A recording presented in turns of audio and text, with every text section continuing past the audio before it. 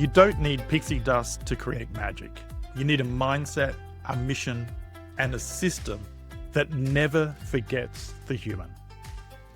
Welcome to Chats with Jason. I'm your host, of course, Jason S. Bradshaw, and this is the show that helps you transform the experience to transform your business and the world around you. Today's guest is someone who doesn't just talk about world-class service, he has lived it. From decades at Disney to advising global brands, Dennis Snow knows what it takes to turn ordinary moments into magical ones. But this conversation isn't about fairy tales. It's about real strategies, deep mindset shifts, and the power of human connection. We'll uncover the myths killing customer loyalty, the systems behind the magic, and how to lead with experience at the center of everything. Hit subscribe, share this with a fellow colleague or a change maker, and let's dive into a conversation that might just reshape the way you show up for your customers, your team, and yourself. Dennis Snow, welcome to the show. All right, thank you so much. It's an honor to be included in the show. Appreciate you taking your time and sharing your wisdom with us today. Now, Dennis, take us way back to the beginning. What was that single moment at Disney that woke you up to the power of experience? Well, it was really when I was hired and went through the initial training at Disney World. I was 19 and it was just going to be a summer job. I didn't know it was going to turn into a career. So I was hired to work on one of the rides at Disney World. And when I went through new hire orientation, they really introduced the company in a way that was very compelling. They brought it back to Walt Disney, who I remembered from watching on television, but really brought it to what he was trying to create, this experience he was trying to create for people. And as a 19-year-old, this was a revelation for me, and that I was going to be part of this show instead of just working a job. So I became pretty enamored with the company right off the bat. And then as I was working, there was a ride called 20,000 Leagues Under the Sea. It was a great ride. And I was just fascinated by the impact that you could have on people just by the way you did things. And so it was really at the very beginning, and that continued on during my 20-year career. Would you say that during your career at Disney, that one of the key to their success was that onboarding experience that I understand that they continue to this day, a deep, rich recruitment and onboarding experience? Do you think that's key to how people show up, and how does it apply to businesses that aren't in the entertainment industry? I think it absolutely is key. And this goes back to the very beginning, you do not start your job without going through the new hire orientation. Disney traditions is what they call it. And it doesn't matter if you're hired to work on the rides or you're the new vice president of marketing. You go through this onboarding experience, and it's not about signing paperwork and all the rules and regulations. It's about who we are as a company and what we're trying to create. And so if you ask anybody who has worked at Disney or still works there about new hire orientation, they can tell you pretty to the greatest detail of what it included. And they will say it was a really important part of our career. That can apply to any organization. Hopefully you're already hiring great people. That's critical. But you want to align those skills and talents that they bring into what you're trying to create as an organization, whether it's a fabulous restaurant, whether it's a manufacturing facility, a golf course, whatever it is. There's an experience you're trying to create for your customers. And that's a golden moment for introducing people to that. Now, you can't just leave it at that. Then there's the on-the-job training and the ongoing reinforcement, but it all needs to be connected back to this is what we're all about. This is what we believe in as an organization. This is the experience we're trying to create. So if I think back to my corporate career, I can only actually put my finger on one position where my day one experience was anything but here's your desk, here's your login, and the restrooms are down there, and if you've got a problem, go speak to IT. Right. I've had the fortunate experience to work in global Fortune 500 companies. And it hasn't mattered whether it was an entry-level position at the start of my career or a senior executive role. The onboarding experience has been pretty much the same. In fact, the more senior, the less onboarding I got. Why are companies not investing in what you and I know, and I'm sure the listeners know, is such a crucial part of getting that employee to be bought into the vision? I think part of it is they don't recognize the importance of it. Another part of it, I think, is money.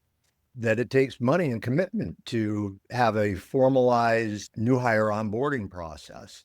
And there's been times when when folks in operations, it's been busy and they're hiring people and it's under crunch time, and they've said, let's get them on board, let's train them to do the job, and then we'll send them back to traditions down the road.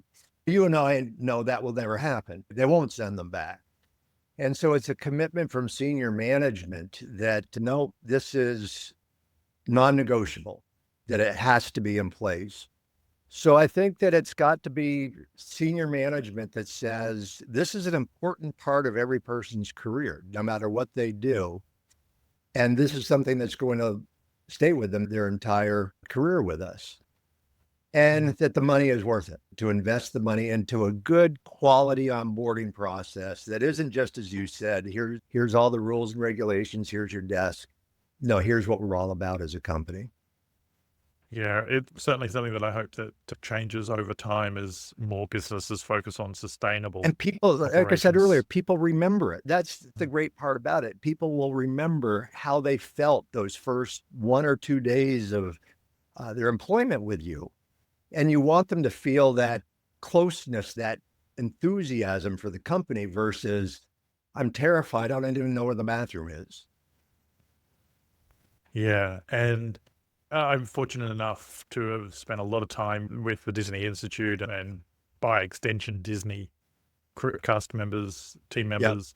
And the one thing that is common through all those interactions that I've had over the years is the loyalty that they've held from those very early days of being in the company. And I think all of them in their own way have shared their stories about traditions with me. It's living proof that it has an impact not only on how they show up on day 3 and 4, but how they show up 10 years down the track, 20 years down the track. And I understand you had a multi-decade career with Disney, and you're not unique in that Right. respect. A lot of people become long-term Disney employees, and I'm sure it starts with that traditions, that onboarding experience at the beginning. So let's shift gears a little bit to Dennis. If you were sitting down with a curious 7-year-old and they asked, what do you do and what is this thing called customer experience? How would you describe it in a way that a child would understand? Well, it's funny that you asked that because that actually happened with my granddaughter. She asked my son, she calls me Papa. She asked my son, what does Papa do for work? And she was probably maybe around 7 when she asked that. What does Papa do for work?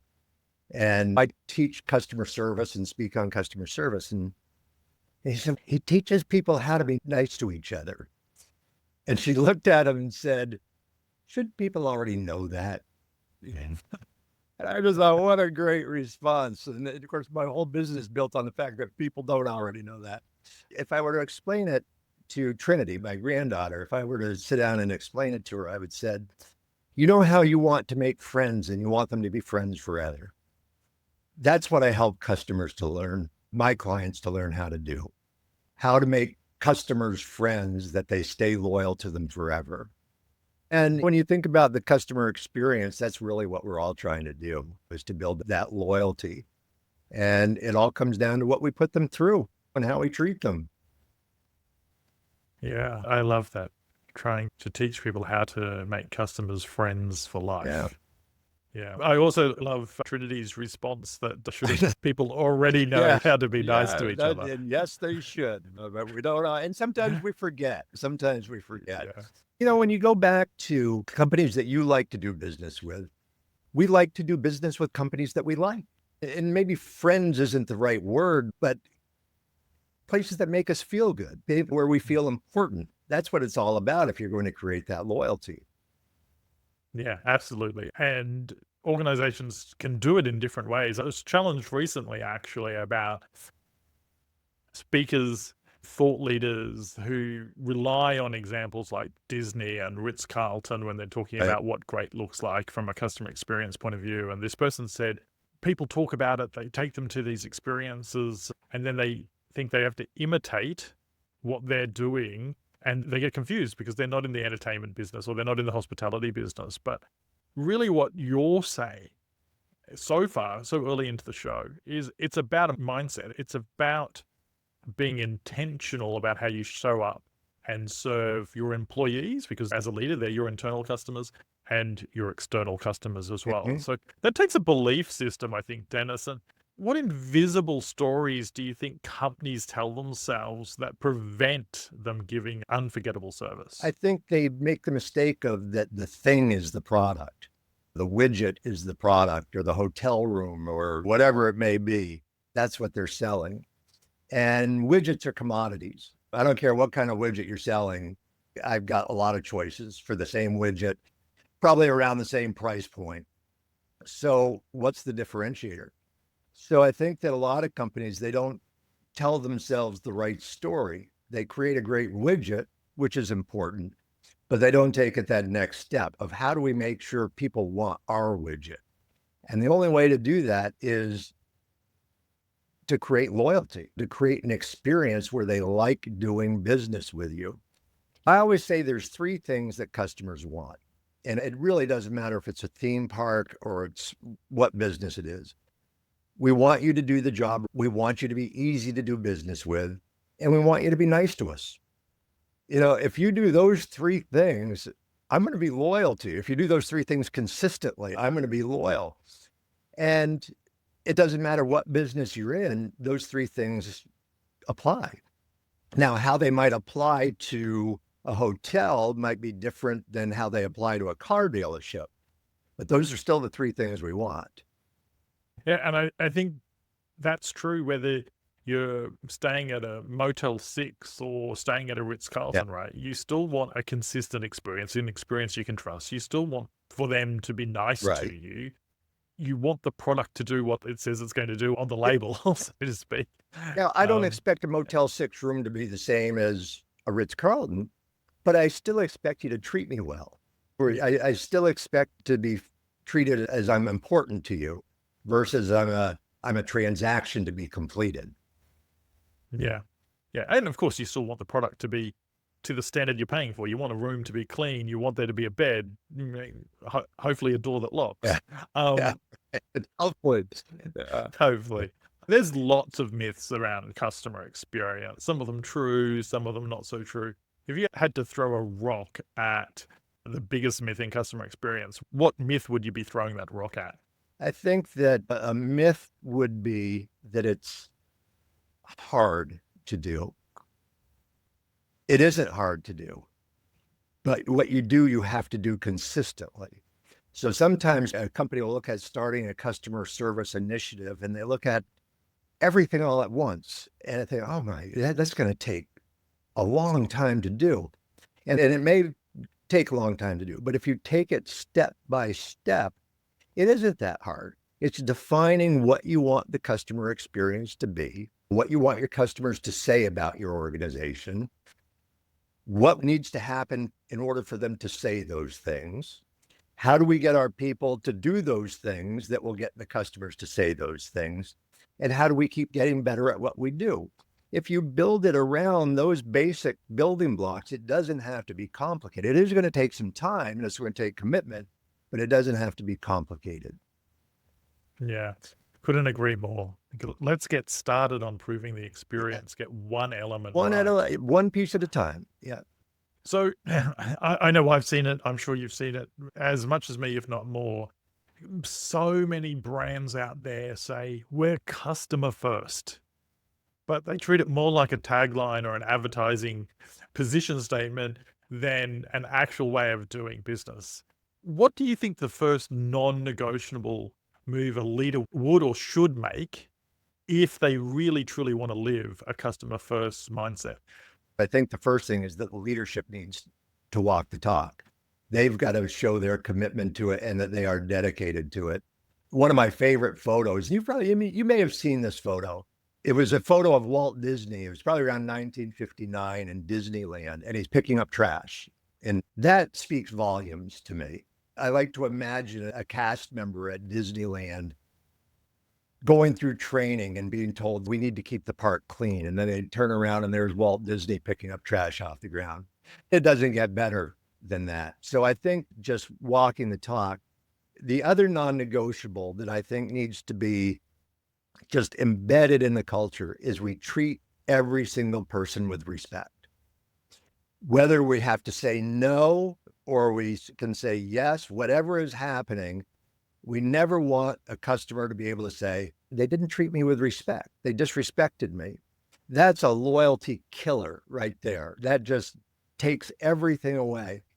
But even if I'm told no, I can't do something or I can't get something, if you treat me with respect and I understand that you really do respect me, I may not be happy about that specific circumstance, but I'm going to give you another chance. I'm going to say, okay, they treated me well. Even though I didn't get what I wanted, I'm going to give you another chance. So I think that respect idea for customers and for other employees covers a lot of ground in creating that experience. Yeah, makes a lot of sense. And I love that you shared the story of Walt picking up trash. Yep. I remember, I think it was my first time I was doing a tour of the boardwalk property at Walt Disney World with a sales associate. Wonderful person. She's now retired, and I just wish that we had managed to stay in connection, but she retired during the pandemic. And anyway, we were doing a tour. She was trying to convince me that the boardwalk was the right property to host the event. And we were walking along, and there was just a piece of trash on the sidewalk. And she stooped down to pick it up, popped it in the trash, and kept on going. During this entire time, she just kept talking to me as if nothing was happening. That became a story that I've told a million times to people around why I've done so much work with the Disney Institute. Because Disney has found a way to systematize a way of operating, creating a culture for their people that says your job description might not say pick up trash, but if you see trash, you know it impacts the guest experience. And that goes back to traditions, that new hire orientation. That's introduced there. Whoever you are, vice president of marketing, ride operator, that's part of the job, is keeping the place clean. To be honest with you, it's non-negotiable. It's just part of being a cast member there. Yeah, it's phenomenal to see it in action. Yeah. And that's why the parks always look. Well, it's the number one pristine. compliment they get. It's how clean the place is. That is the number one compliment that Disney World gets, is just how clean the place is. Yeah, I've probably taken 500-600 people through various Disney programs, and one of the questions I used to get quite a lot was, I never see the janitorial staff, the custodians. Well, how's everything so clean? And I'm like, you'll learn over the next few days. So you could say that the magic is just a well-executed system. How do you balance process and personal touch?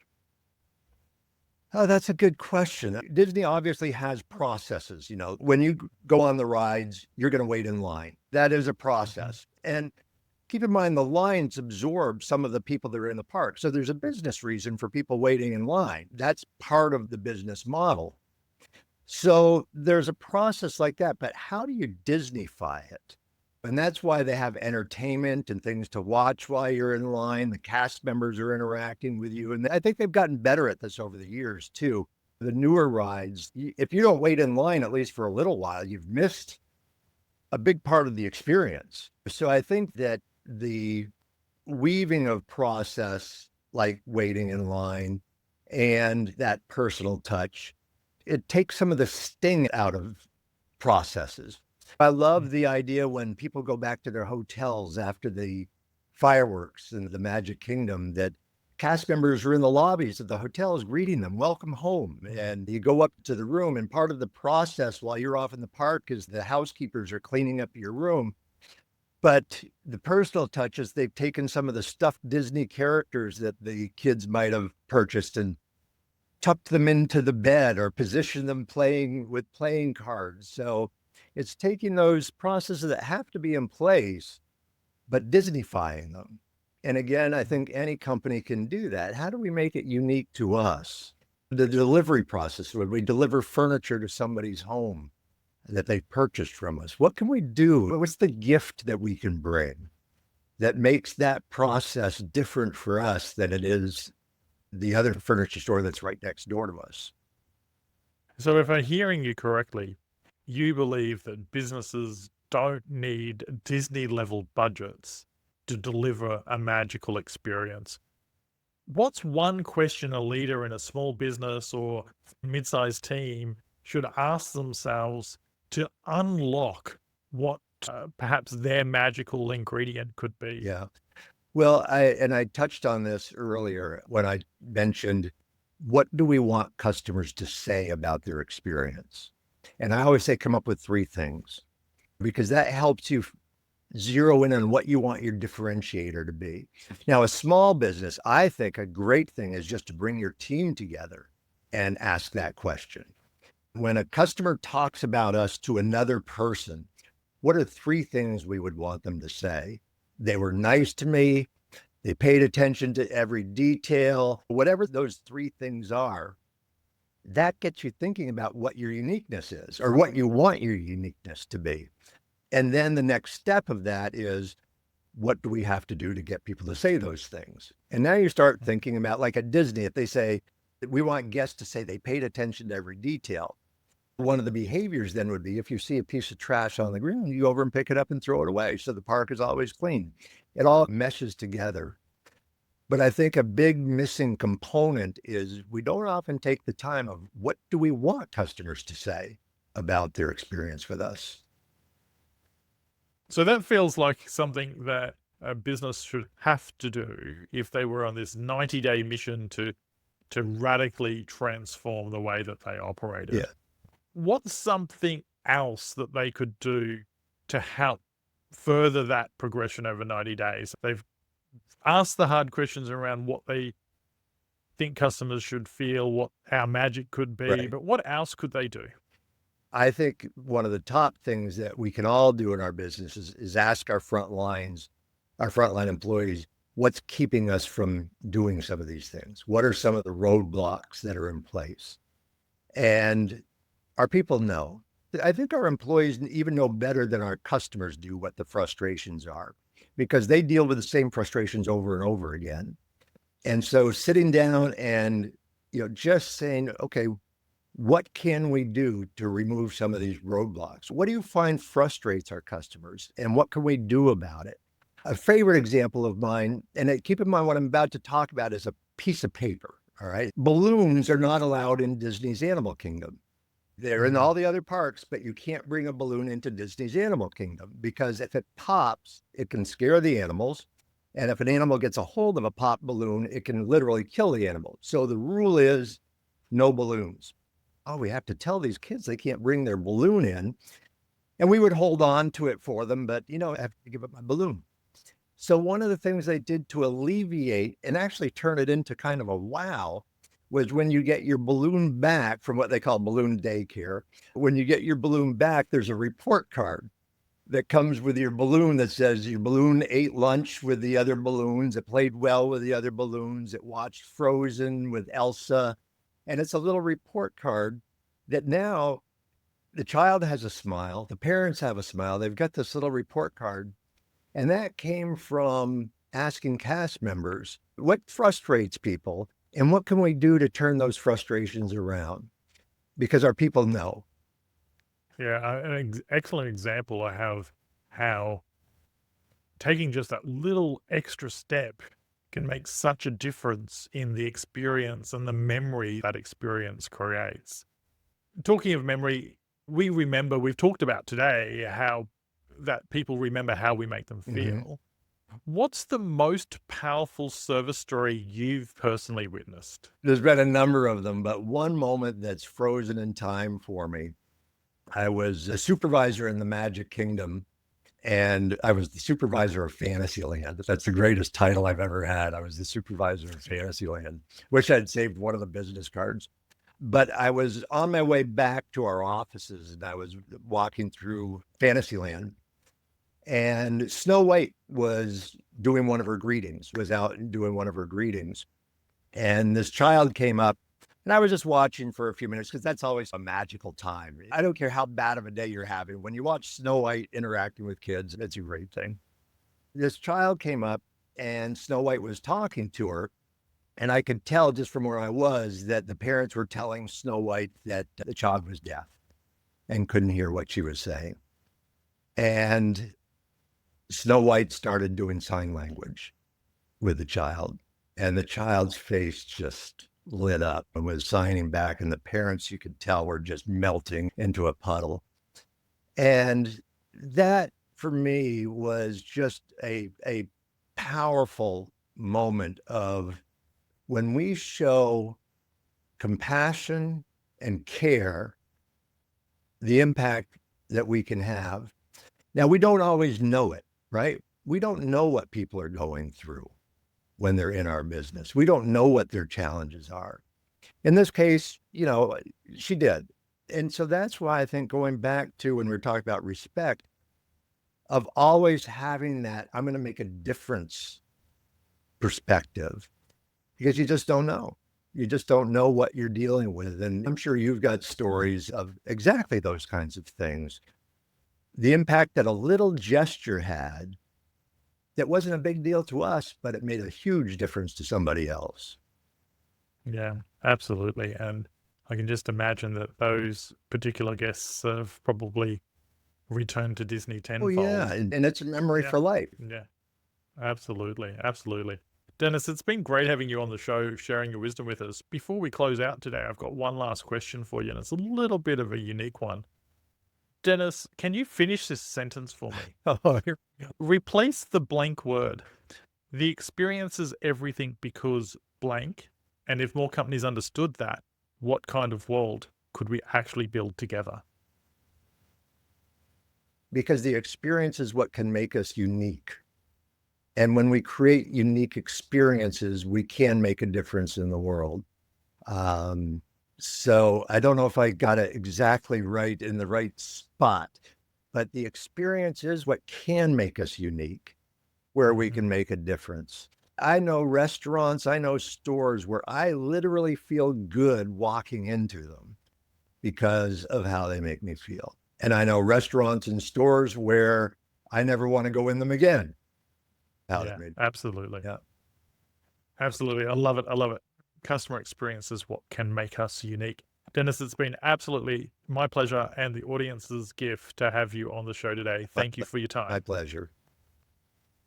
Now, what if the secret to lasting success wasn't your next marketing campaign, but the way you make people feel? Dennis Snow just gave us the blueprint, and now it's your move. If you've got value from today's conversation, here's what I ask.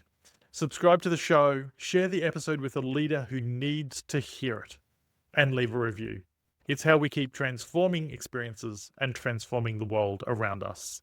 Until next time, I'm Jason S. Bradshaw, reminding you, when you transform the experience, you transform your business and the world around you.